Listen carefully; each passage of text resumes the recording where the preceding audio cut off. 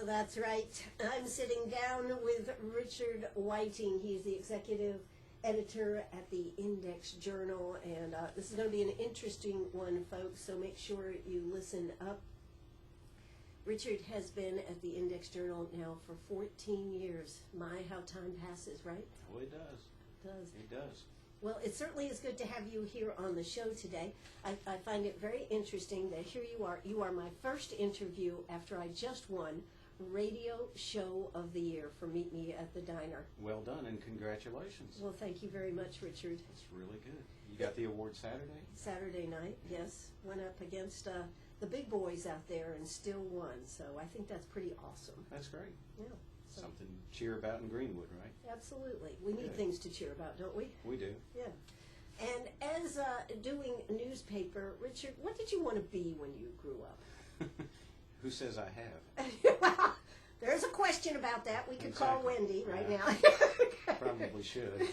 Okay. Well, when I was in high school, I thought I was headed for funeral services, shall we say. I thought I was going to own a funeral home, and didn't go that direction because it required way more education than I was willing to take time out for. But yeah, I figured it was lucrative. People dying every day. I didn't think business would die. No, that's true. I would imagine, though, your sense of humor might have been a little bit of a problem in the funeral Probably. business. Probably. Yeah, I don't have that, what is it? Stop the trigger pull sometimes and reel it in. It's a little too late. Yeah, exactly. But, yeah, I might have gotten in trouble with some families. Yeah, exactly. So, how did you end up being in the newspaper business, and what did you do? Well, I was an English major in college in Rocky Mount, North Carolina, and stumbled out of college. Well, that doesn't sound good, does it? Stumbled out of college, Yeah. not really, but Didn't we know understand. where I was going, didn't know what I was going to do. Went back home to Virginia and couldn't find anything up there. Went back down to Rocky Mount where a lot of my friends were living, and as I was mentioning to you earlier, I went into a radio station, and they had a neat... That would have been dangerous for sure. Yes, can you imagine? What are those 7 words you can't say on the air? Yeah, anyway.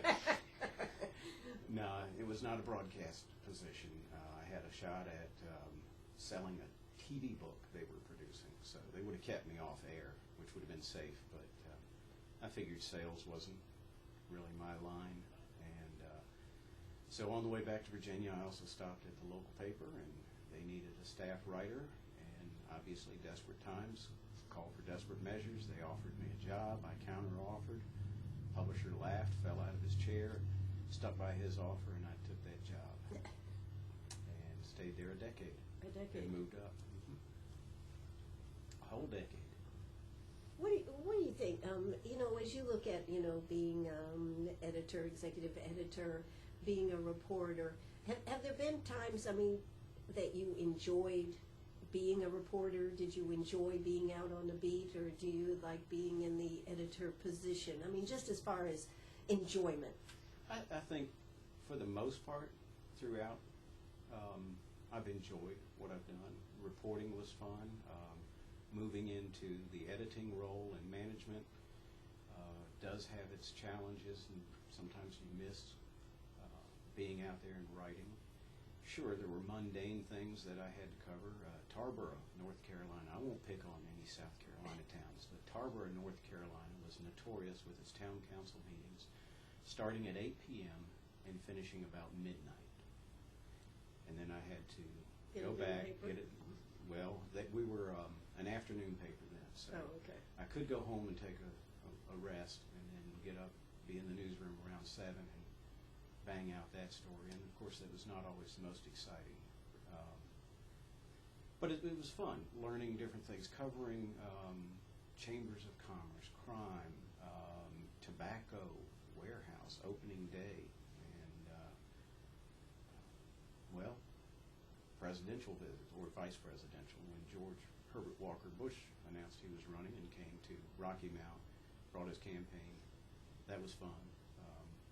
Had some folks on staff who were not real thrilled about covering because of their political times, but I said, you set that aside. And, You're supposed to. Yes, you're supposed to. Oh, we are. Yeah. We're not neutral. Our minds aren't in neutral, but we still try to be fair Sure. in what we do. And we had a pretty good front page that day. Pretty good It was front fun. page, yeah. It was fun. It was interesting to watch the Secret Service. Another presidential candidate that came through in Rocky Mount was Jesse Jackson. And Woohoo. that was pretty intense for us. Several of us at the paper showed up at Baptist Church where he was speaking, and we were ushered into the choir loft. Into the choir loft. Yes. Okay. So we were sitting behind him, and we were directed that we are not to move or make any sudden moves. You were supposed to make I any didn't. sudden moves? I couldn't scratch my nose for fear of, Having it shot off? Yeah. It was interesting watching the Secret Service watching us. It is so different from then than when it is today, though, when you think about things. Oh, I guess. I mean, surely they are certainly a lot different. You wouldn't even get to sit in the choir loft behind Jesse Jackson today, I don't think, with Secret Service there. Yeah, probably not. Probably not. And meeting, well, going back to the Bush visit, there was a breakfast fundraiser. He was hosted at the home of Jack Lockery, who at the time was president of Hardee's. And So you had ham biscuits? I didn't have anything because you had to pay dearly, a whole lot more than it would be for a Hardee's biscuit. And Right. So I was allowed to come. They said you can't bring a notebook or anything like that. It was a private affair, but I was allowed to go and talk to people and mingle and write whatever my account of that was.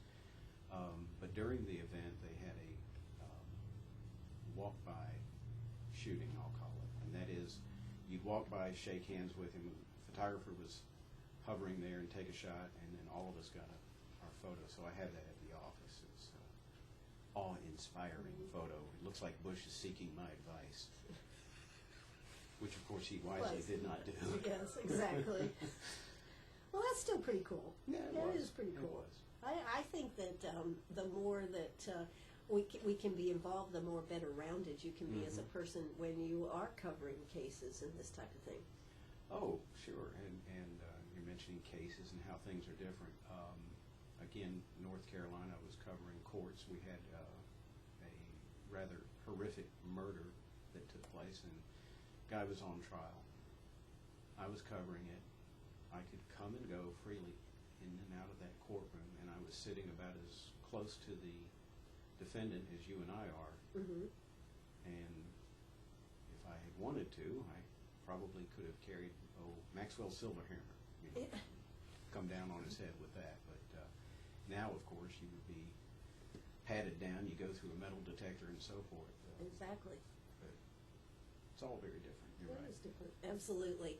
Well, we are here with Richard Whiting. He is the executive editor of the Index Journal, a newspaper that last year brought home 38 awards. So how about that? Hey, your math skills are good. I couldn't remember. You couldn't remember? Well, you know what? We like to do our homework when we're talking to people, and we sure appreciate you coming out this afternoon to talk to glad us. to. Gets me out of the office for one. Plus, I can go over here and do a little shopping. That would be good. That would be good. I'm sure there's something here for Wendy. I didn't say for her. I knew you were going to go there with that. But anywho, I am here with Richard Whiting. We're going to be talking about a lot of different issues, things the way they are today, and the challenges of being in the newspaper business. So don't go away. If you've got a question for Richard, give us a call, 229-7984. That's 229-7984. We're looking for your calls, so don't you go away. That's right. Excuse me. We are right back here with Richard Whiting. He is my guest this afternoon. He is, of course, the executive editor of the Index Journal. And we are talking about some of the things going on in our community. Richard, you know, some of the things that I think have been interesting over time is that, and I know you've had to deal with this and you've even made responses to this, is some of the headlines that have been made that were controversial. Just a couple of weeks ago, actually the 1st of August, over there, the Free Press editor in the Chattanooga Times said, take your jobs plan and shove it, Mr. President, and he ended up getting fired for that. and it was a conservative paper. I mean, he was actually hired to promote that agenda, the conservative agenda, and Right. yet they fired him. How do you come up with a headline, and is not the purpose of a headline to grab their attention? It is. You want to draw the reader in. You certainly have seen New York Post and other tabloid types, and I will admit to occasionally having done some tabloid style headlines.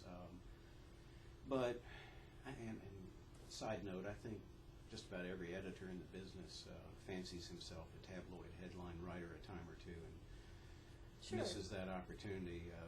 There are the headlines you have never seen that we might scatter in the newsroom. But yes, it is designed to be a window, if you will, into the story. It should still be factual. Should be free of opinion, and that might be where the problem was. I don't know Sure, what I- precedent has been set there. It certainly is humorous. Place where country music is popular. Exactly. Yeah. This was probably a good one, but again, if the precedent had been there, I don't know. We did go out on a limb when one notorious fellow was finally captured and killed, Osama bin Laden. Did you And, get a lot of pushback on that? We did. It was risky, but what happened was that evening I'm finding out late that Osama had been killed. Of course, as usual, we had a very local heavy front page, Mm-hmm. and so we had to start redoing the front. I was at home. The editor in charge was busily redoing 1A, and I was flipping channels, and I kept seeing the same thing over and over. Obama, Bin Laden killed, Bin Laden dead. And I thought, well, tomorrow morning, what are we going to say? It'll be too late if you don't address it now, right? So, knowing that there are a couple of different definitions for some words, I chose one particular headline, a word for the headline that caused some problems. We're not going there with that one, or? Well, you know, it began with a B and ended with a D, right? Yes, and Yes. most people think it simply means a child born out of wedlock. Right. And it also means a vile, despicable person, which I felt fairly safe in saying. Most readers would contend that Osama bin Laden was vile Was and such. despicable. Now, Sure. if he had any supporters here, they probably didn't drop their quarters in and buy that day's paper. But a lot of people did take offense that we use that word and their children would read it. And I understand, but Well, that brings up an interesting question. When you talk about that their children would see it, and yet what do we see on TV and all this type of stuff? I mean, I find that Thank an you. interesting Yes. commentary that is what we would be concerned about Right. out of all of that, right? I agree. Had a call a week or so ago from a reader who was upset, the Anthony Weiner story, and of course a lot of commentary went out about that, and there's nothing better than commentary in the form of an editorial cartoon. Sure. And there was one, and to be honest with you, I can't remember the exact context of the cartoon, but she was upset with that and wanted to know if I was okay with running it, and I said, well, I am the one who chose it. It's just another viewpoint. She said, but I have grandchildren. I said, so do I, and would you want your children to see this? And my argument was that daily newspaper will have adult content. Now, we're not dropping all sorts of words in there. Sure. We're not Rolling Stone magazine and The Atlantic. There are certain things that you might expect out of those publications.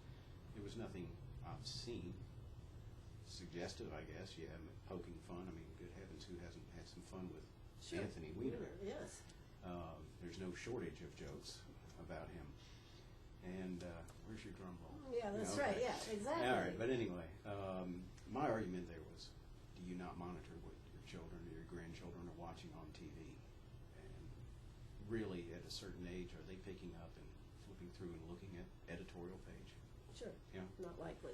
I wish at 10 years of age maybe they were reading them. Wouldn't that make you feel a little better about the world, wouldn't it? It would. Yeah, exactly. So, but I find those things fascinating when we talk about that. But you've done other stories that have been controversial. The Freedom of Information Act that you, Richard Whiting, you pushed very hard to get the information on county council and on some other issues too. Other people in our community, and you've gotten pushback from people on that. We have. We do feel that we have a role to uphold in being government watchdog. We try to be fair about it, equitable. We cover Greenwood, Abbeville, McCormick, and Saluda. We have gone into each community on some things where we thought more information was warranted for the public, and where we thought there was something done wrong, we said so on the editorial page. It's not easy to do in what I think still is a relatively small community. We took some hits from people who said enough of that, or they might have defended particular members of council and told us we should leave it alone. They mean well, they're trying to do their very best and so forth, and my response always is, that's fine, but they have to do it within the law, and if they're outside of the law, it's our job to point that out, and then sometimes we weigh in on it editorially. But you also have gone after getting the information, the Freedom of Information Act documents that prove one way or the other whatever the actual story is. Correct. You know, you hear a lot in this state about transparency, all the way from the governor on down, saying they want to be more transparent. I think that's just a buzzword, really, Richard. Oh, It's like, that's the new word we're going to use. I agree. I agree. I think a lot of the some very positive changes for Freedom of Information Act were there before the lawmakers 2 years in a row now, and nothing has changed. Nothing has changed. And even some of the more conservative members have pushed back on it, and all it is a matter of trying to make it easier for the public. It's not about the newspaper. A lot of people will criticize us and say, you're just trying to make headlines, you're just trying to sell newspapers, you're just trying to stir things up, and that's not what it is. Because the Freedom of Information Act is actually there for you. It's for your listeners. It's for the taxpayers. They have a right to certain information, and yes, we've gotten complaints from people who say, you shouldn't do that, you're just being nosy. So you get out there and get your hands dirty. We did. That's right. And that's really what that's about, because somebody has to do it. If not, this information will not come out. Correct. And again, it is for the public, but how many people, they're working their jobs, taking the kids to soccer and so forth and so on. Another tired cliche, soccer mom, but they don't have the time. They might have the inclination, and there's information they want, and they'll turn to us quite often and ask us to get it. Pass along. That's how we, quite frankly, that's how we found out about some possible wrongdoing in Saluda, in the town. Sure. Somebody passed along some information. We did some digging, and that's never been resolved, and frankly, I don't think ever will be. Well, there's all kinds of things that are out there. I mean, whether it's Abbeville or Greenwood or Saluda. And, one of the good things about this stuff coming out, though, eventually it should end, shouldn't it, Richard?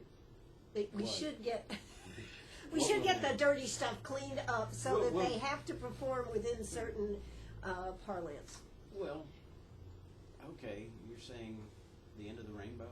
Well, I'm just saying that eventually there'll be new people elected and they'll bypass the law. Sometimes it's actually quite unintentional, but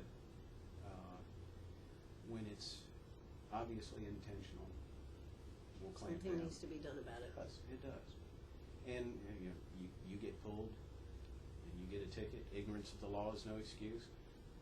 Ignorance of the law for your town, city councils, and your county council. Sure. boards of education. It's not a good excuse. They have training, they have sessions.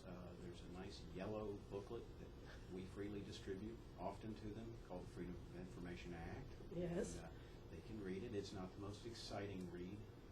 We wouldn't want them dozing off in the powder room. Yes, exactly.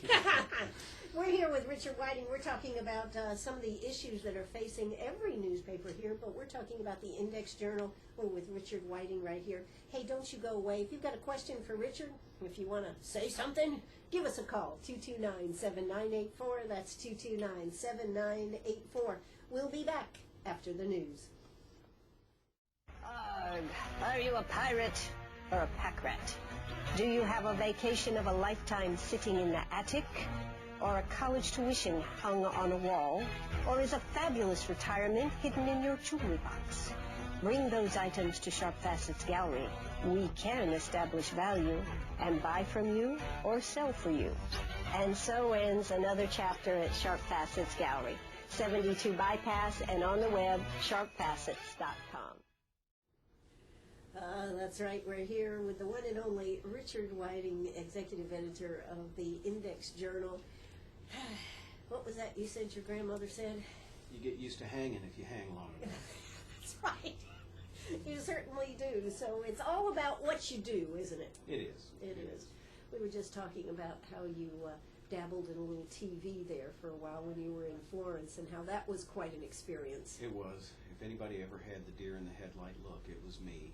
That first episode we did with the Florence sheriff. I just was not too comfortable, and it showed painfully. Painfully. Yes. And but we did 6 months. You said you recorded the first one, or Wendy recorded the first one, your wife. Did you record the last one you did, just to see the difference? No, I did finally loosen up and got accustomed actually to putting my cover girl on and getting at 4 in the morning to get ready to go on air. And how's my makeup today? It looks good. Oh, it looks good. You've got a face for radio. Yes, I do. That's right. Yes, exactly. Well, as you talk about things that are going on, it has to be tough, though, every day to put a paper together here in Greenwood and make sure that you're covering all the balls that are in the air here. It is, and I will be the first to admit we're not covering all. As a matter of fact, before I headed out the door, I had a call from somebody who mentioned the Freedom of Information Act and how we're always talking about uncovering this, that, and the other, and why didn't we have a particular crime that took place? We have a reporter that goes over to the sheriff's office and the police department. I don't know. Maybe really didn't read all that big, but it was a local business that was broken into. But he read me the Riot Act. I'll see what's what.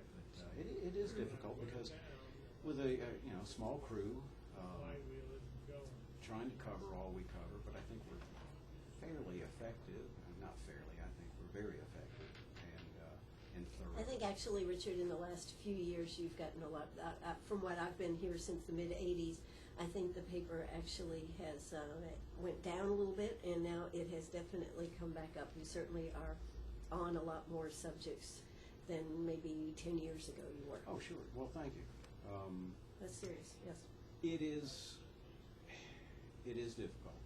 As I was mentioning earlier, when we go after, if you will, the Freedom of Information Act, or we say this is wrong, what county council is doing, you're talking about people that go to your church. Sure. People you might socialize with from time to time, and that's difficult. It's far easier to try to be the good newspaper and just tell human interest stories, and we do that too. Sure we love telling those. They're great stories out there, but we don't feel like that's totally reflective of the community, and it's not reflecting what our role is as a daily paper. We're there to cover the good, the bad, the ugly, as I like to say it. Does anybody ever accuse you of having an agenda? Ever? Ever? About weekly? About weekly? Yeah. Sure. And we're lumped in with the liberal media label. And I think if you look at the editorial page, you'll see we're right of center. There have been times we've been right of Attila the Hun. But we don't really have an agenda other than to try to do love the best we can, be consistent in our coverage, be fair, champion what we think are right and just things to champion. So yeah, we've been accused of having an agenda as though we go into our daily meetings, which I got to skip today, by the way. Scott J. Bryan was in the Grand Poobah seat running the show. Okay. Well, what do you think, the internet came along and the future of newspapers, what do you think is the future of our newspapers? I mean, the Washington Post was just sold. I mean, Right. What do you think? And people are going, oh, that's going to change the Washington Post from a local paper to what? Yeah, but what was the Washington Post? The Washington Post was your national political newspaper for decades. Sure. They actually became more of a global paper. You look at what happened in Columbia, the state, what was that, 7, 8 years ago, quit circulating up here. Their circulation dropped. They typically would have front pages that were Columbia oriented, but not, it was the politics. Sure. And then you turn inside, well, you'll see that they've changed as well and become more truly local oriented, and they've had to make adjustments. I don't know what to make of the sale of the Post. I think that the buyer is not just saying, I got $225 million. It's not like you decide to walk out the door and I'm going to trade in my car and I'm going to get such and such car, and Sure. then you think, I'm not sure I like the color. I'll just get rid of it. You don't spend $225 million to buy the Washington Post if you don't have some plan in mind. And when you see what he's done with Amazon, Sure. I think it's actually going to be an interesting thing to watch and see what he does. And I certainly think that it'll be very much associated with internet, e-readers, and how newspapers interact with the public, the readers. Had an interesting conversation with somebody the other night who said, what if he actually puts a copy of the Washington Post in everything that ships out from Amazon? Okay, well, was it going to be a composite of the week's news? It's obviously not going to be a daily, and they can't afford to do that. And it certainly would increase the weight of everything they ship. Yeah, different kind of packing, and is everybody going to read it? I don't know. Or is it But going to be packaged on evolving. e-read? So what do you think, though, as the Index Journal? I mean, I'm sure you're looking, and there has been a very big move, I would say, towards doing more local stories. You are more We are. concerned in human interest stories. That becomes a niche market. Sure. To me, that's always been our market and what it should have been. There were times, in the 14 years I've been here, there were times that I wasn't in charge of the newsroom, but we were typically running more national or world news out front, and I have always believed that, especially now with the internet and CNN, Fox, and so forth, you can get all of that, and you can get it pretty regularly, up to date. Now, of course, you can get a Twitter feed, you can You can get it on your do phone. right, everything like that. So we recognize that that's what we can provide is the local. So that's where we put our emphasis. We don't ignore the world news or the national. What do you think about young people and newspapers? There's a lot of conversation about they're Huge not going disconnect. to, huge disconnect. There is. What do you think that means for the future? Are we all going to be, is it going to be the newspaper of the 45, 50 and above? Well, as we age, there's not, we're not going to have too many of us left. And that's when I'll start doing the big print edition, by the way. The big print edition, the easy to read version. Yeah, there you go. Reader's Digest. Yeah, right, But, the big print. I don't know. I do think that the younger people will continue being more internet. How is your internet part of it? How I does like it? tablets, by the way. I have an iPad, and I think it's fantastic as a source of information. Now, it's not the same thing. You don't feel the same sitting down on the couch or wherever with an iPad or out on the beach. I wouldn't want to take one there. I'd rather have the paper for 75 cents if it That's blows wet or away and gets in something. the ocean, yeah, fine, let it go, that's okay. But I think there's still a market for the print. It will evolve. There's still nothing like being able to pick that up and see that color picture of your child. You know, football season's getting ready to Yeah, it kick is. off. And Yep. you can't beat all the high school coverage that we put in there. You can watch the TV when they come in and they do the game of the week. They descend on Greenwood High and they get some footage. Yeah, for a fleeting moment, of course, you can DVR it and I guess forever have that memory, that keepsake. But it's just not the same as having a newspaper clipping. So we'll evolve. We've evolved. Radio has evolved. TV has evolved. Sure. It's going to continue. It's just a matter of how we can all make it profitable. And that's the People- key word, isn't it? Profitable. It is. Well, Yes. people, it's a nasty word in some people's minds. They say, well, all you want to do is sell newspapers. And, well, yeah, we Yes. are in the business of selling news and information. So I guess guilty is charged just as much as Yeah, we car sell air. dealership. We Yeah. sell air. we sell air. Yes, and exactly. listeners at home, travel time, so forth. Car dealership wants to sell a car. You can test drive a car. You can test drive the paper, but eventually you got to pay for it. Sure. They're not going to. I don't think Val Valentine's down there saying, "Come on down and I'll let you test drive for a year." Well, right here at Sharp Facets, we let people try on jewelry every day. Hey, I'm Ann Eller. I'm here with Richard Whiting. When we come back, we're going to be talking about some other things going on. He is the executive editor of the Index Journal, and we're having a good time talking about the different issues, whatnot. Don't you go away. We'll be right back.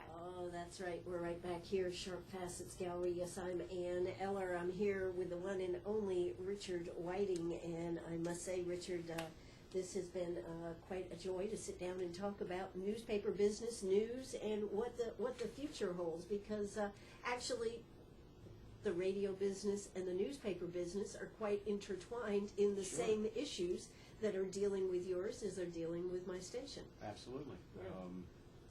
Let's see. Radio feared the arrival of TV. Yeah.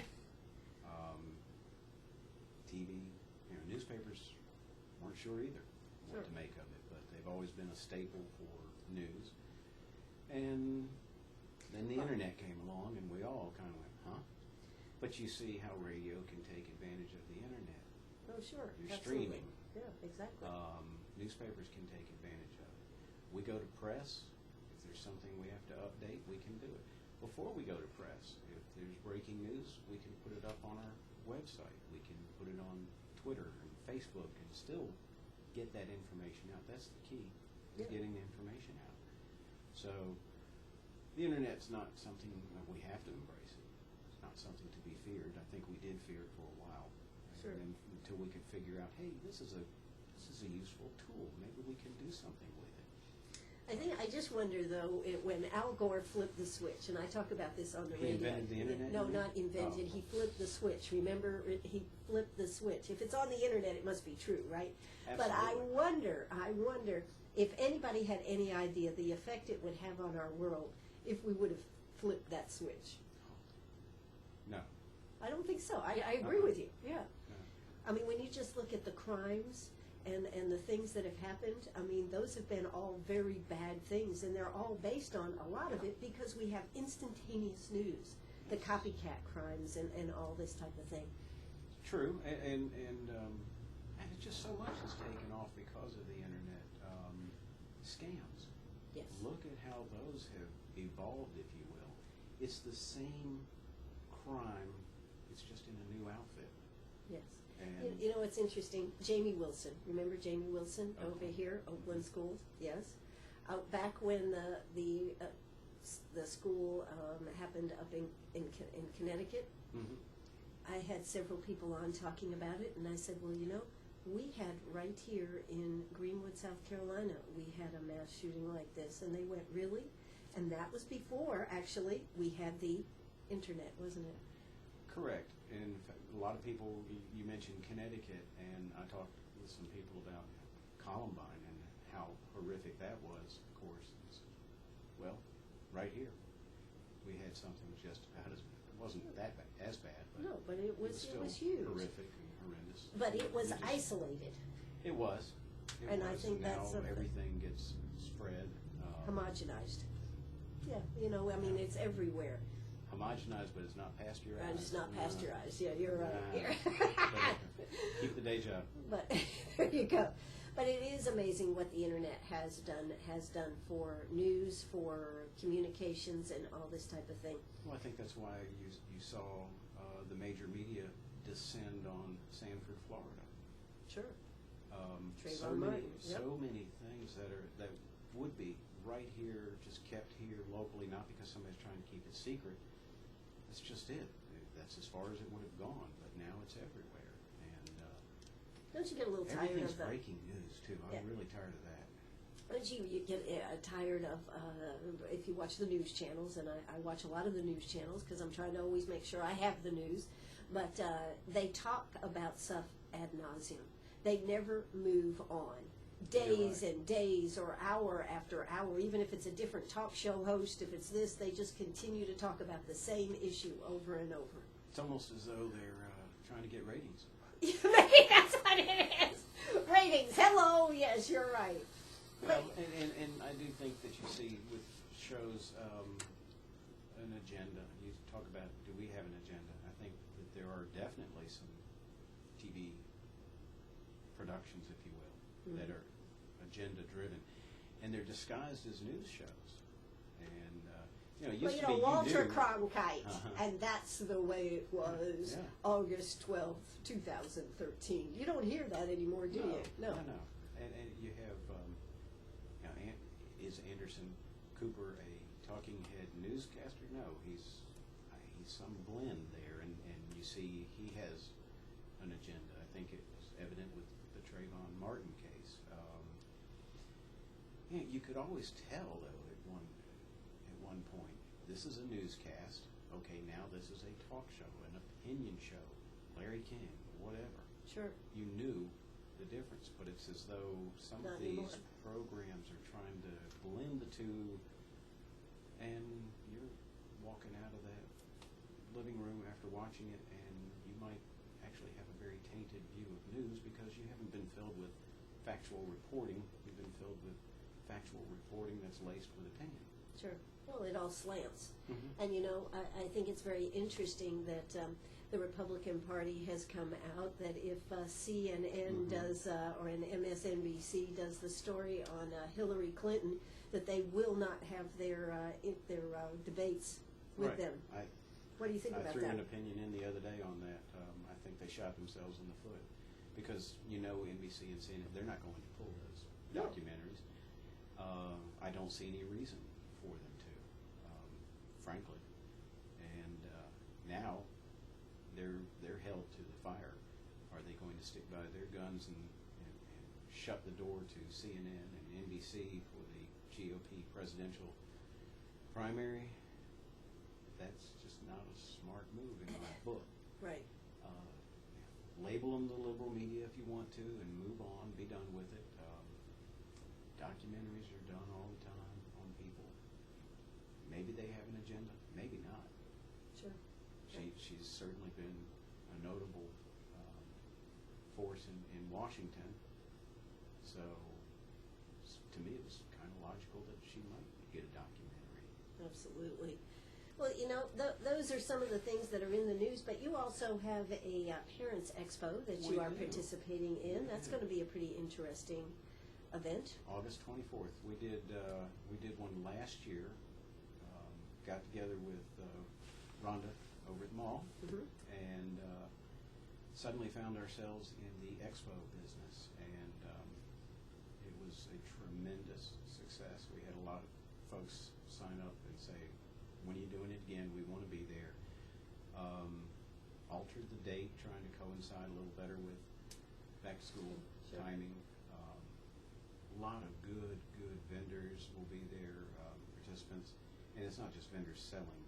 Sure. There'll be a lot of good information there, and the mall's been fantastic, a great place to have that one-stop shop. Sure. We also did, in the spring, we did a home and garden for the first time, so see, we're evolving. we're not just a newspaper anymore. We have the expo, we have, which ties in with our new magazine. That's coming out, Lakeland's Parent. Mhm. And we have some great local contributors to that. Good stories that'll help parents. It's a free publication. Put that out. You know, we have money pages. Sure. And so, what's next? I'm not sure. Who knows? Who knows? Who knows? Only the shadow knows. But you will be able to see Richard Whiting wherever news is happening.